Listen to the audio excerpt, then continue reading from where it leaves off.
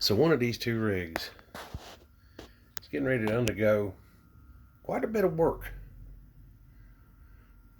Both of these are CC-01s, both made by Tamiya, obviously. So which one is it?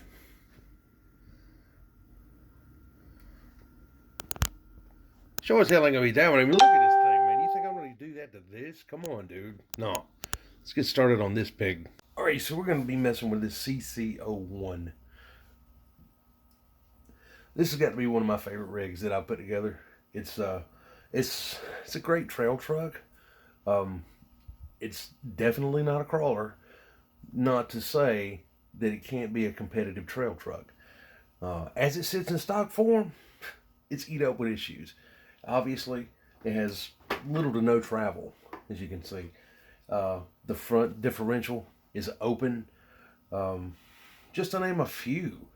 The suspension, as far as the shocks on this truck are friction type. They're not oil filled.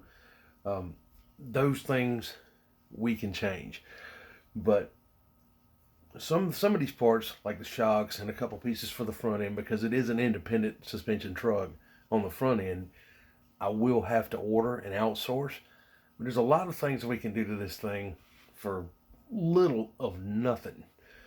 At just about no cost out of pocket if you got a little time and some spare parts. Let me turn this thing up on its side and show you. As you can see, it's gentle. Good Lord. It's pretty much 4-linked on the back end. You see the links there, and there's a couple that's hiding down in the bottom here also. All of this stuff is plastic, and it works for what it is. If you're just going to take it, build the truck and beat the hell out of it, just in the yard or whatever, that's fine. Then you probably don't want to do this. Guys like myself that like to get out and do scale videos and things of that nature, I like to see it perform a little better. So we're going to upgrade these parts, and we're going to get away from all this plastic. This plastic is really, it bends super easy. We're going to alleviate a lot of that using some spare parts that I've got. And if you've built any kits in the past also, I guarantee you've got them too, especially if you're a crawler builder. We've all got stuff like this here, and this is just a sample of crap that I've got left over from the last few crawlers that I've built, axial and element. We're going to use simple stuff such as these leftover 4-link tubes or 4-link rods from an actual builder's kit, raw builder's kit. They send so many of these because there's 3 different wheelbases in that truck, in that kit. And so you wind up with all of these. If you can see them there, I'm sorry. If there's not one in here that fits some of these links on this truck perfectly, we can make it. We can still modify it, Lord willing. If not, we can always make our own. I look tonight. I've got a jig that I built back when the rig to have was just the SCX-10. I was building suspension kits left and right for all my friends. So much to where I actually built a jig to set up the links. So it's a block of wood, and all it's got is a bunch of small like nails on it. And I've looked all over the place. I know I still got it. I've just got to put my hands on it. And I'm sure that one of the length, on that thing has got to match up with this if these don't. So we're going to use that. And then there's another problem with this truck, and that is the travel on the back axle. It's going to be kind of hard to show, but I'm going to do my best to do so. As you can see here, I mean, there's not a lot of flex. Now, mind you, that would be fine, just normal, everyday bashing out here in the yard or whatever. But there's a way to get a little bit more out of it. Now, a lot of people might think it's cheating, but what I'm going to do, I've done in the past, is we're going to open that back axle up to drop out even further by using something so simple and something I know everybody's got a plenty of, and that's plastic servo horns. These things will allow for damn near, if you look at them, it's almost 3/4 of an inch long. It's going to allow for some massive dropout on that back axle. One of these on each side. This thing is going to have ridiculous flex on the back end, accompanied with ball ends, captured balls, basically heim joints on this suspension on the rear end. It's going to be crazy. Going to be absolutely crazy, and it's going to improve its overall dynamics on the trail as far as being able to get over obstacles, be it roots or rocks or whatever. Still not going to be competitive as far as getting out here running class 1 or whatever at a competition, but we're just talking about a really good trail truck. The other thing is the front differential on this thing. It is open in the kit.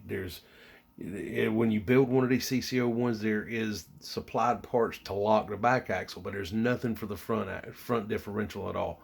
It's the standard planetary gear setup. So we're gonna seal that up too, using a little trick.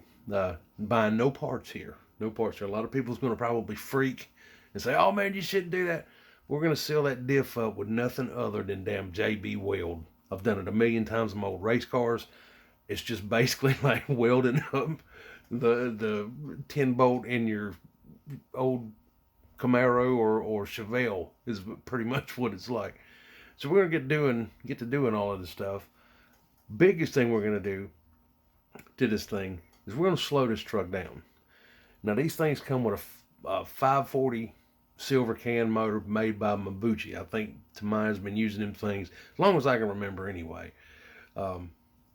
And again, if you just want to get out and bash it in the driveway and have fun with it at your place, then then there's no need for you to do a motor swap on it.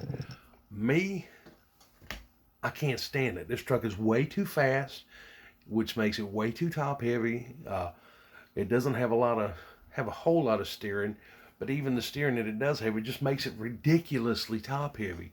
So we're going to slow this bastard down by going from that silver can, which I think is something between a 20 to a 27 turn, to, of all things, I don't have the package. This is a brand new motor. I bought this for a boat. I run these motors in my boats when I build them.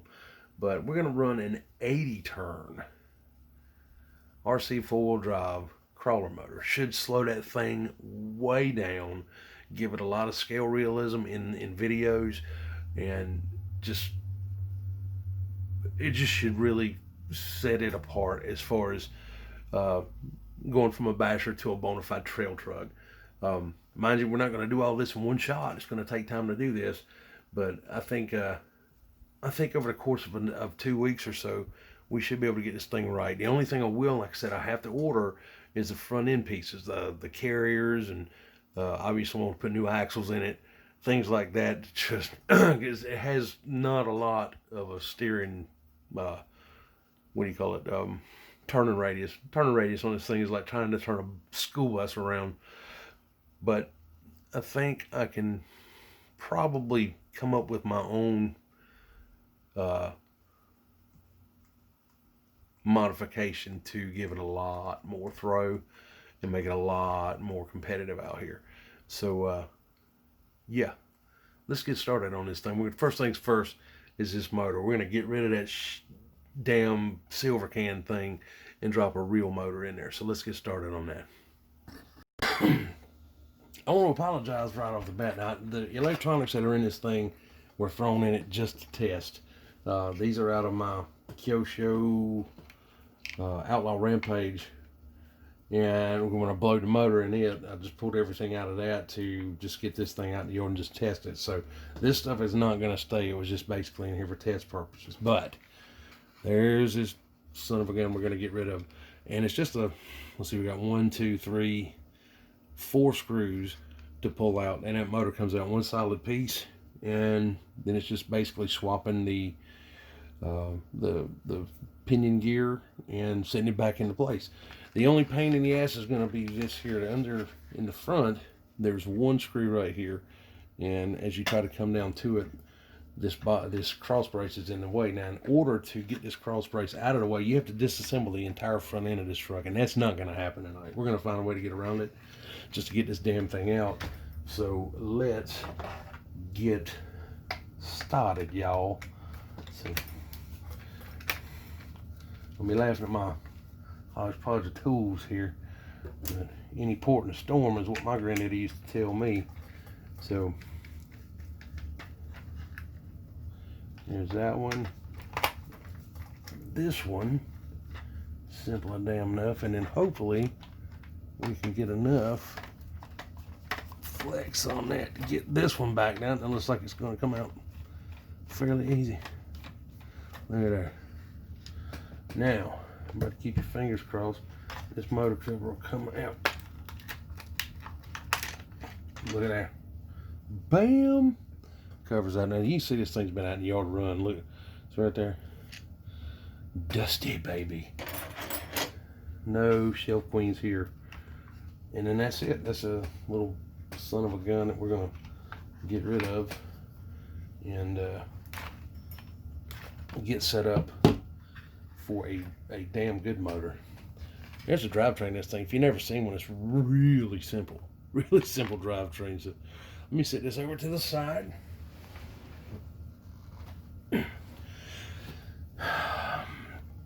They use a plastic motor mount. Super, super simple.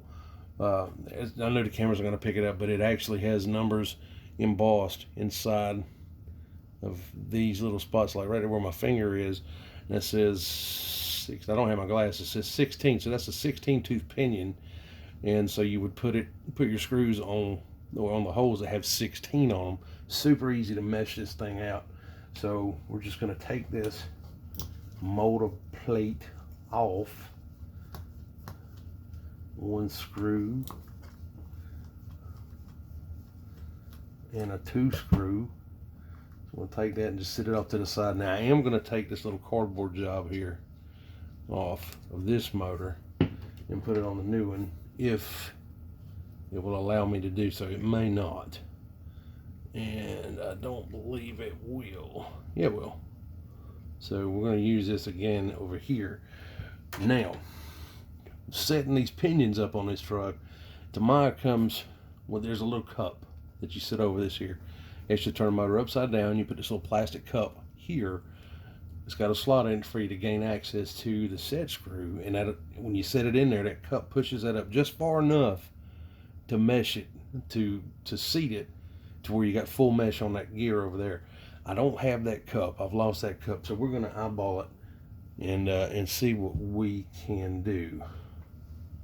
All right, so take the Allen screw. I don't have my regular race tools in here. They're in my truck, and I'm too lazy to go get them. So I'm just gonna take this gear off, set the motor over to the side. Now, find a flat spot, y'all. Put this back in here. We'll take that off for just a second. I'm having an eyeball. I can't really show you this at the same time, so I'm gonna set that about where it needs to be, and just a fraction more.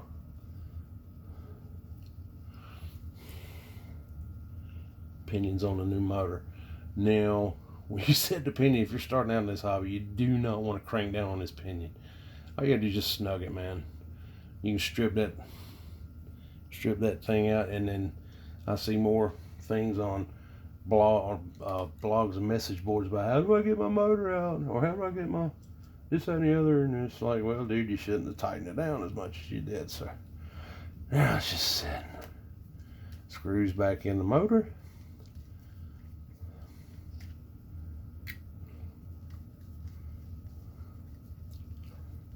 And this one wants to be a little bit of a pain in it. It'll get it there. If I gotta pull it back out for just a second, that's fine. So we're gonna take this.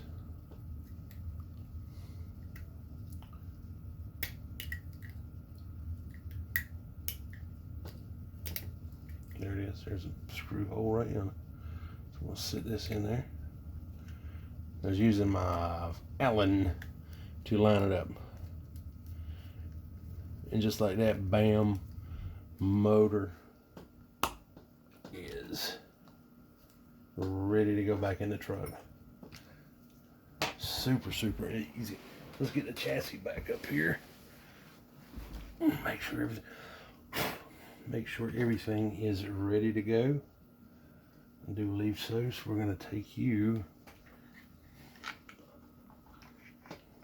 Wait. See you back in there. You're in like Flynn. That is awesome. Motor is in the truck. Wait a minute, that can actually go back just a hair. So let's pull that back out. And grab this. Where did it go? There it is. I'm gonna say take this and move it back just a hair more. Get this thing in here.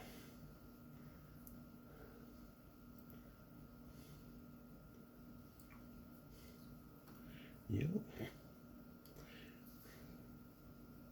Try to keep as much gear to gear.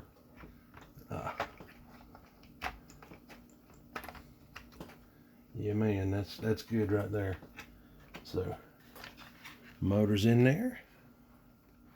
You can see, pretty close. So now, take the cover, set our cover back in. For now, anyway. Now it's gonna have to come back out whenever we do the lock for the front diff, but for now, to keep everything in place, put it all back together, put all your screws in, you won't lose a thing, man.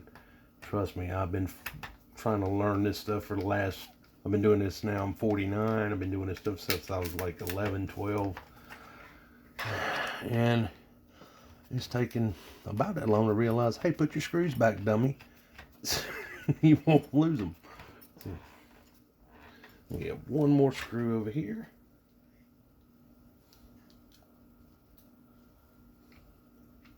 In the back here.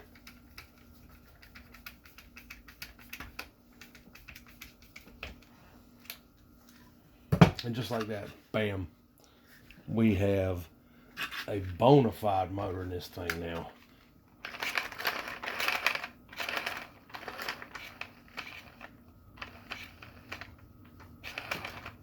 I'm glad I'm actually doing this. There's a lot more upkeep that needs to be done to this thing. Front diff is perfect.